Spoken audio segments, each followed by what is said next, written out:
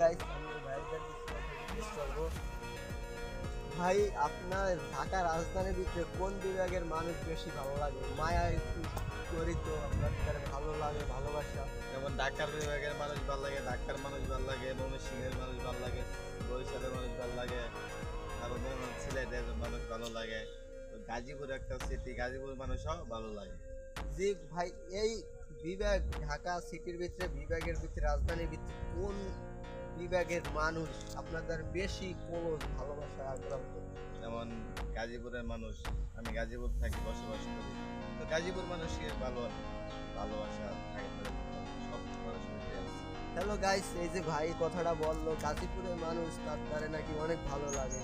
গাজীপুরের মানুষ কি অবশ্যই ভালো নাকি অবশ্যই খারাপ? আপনারা আমার কমেন্টে জানাবেন।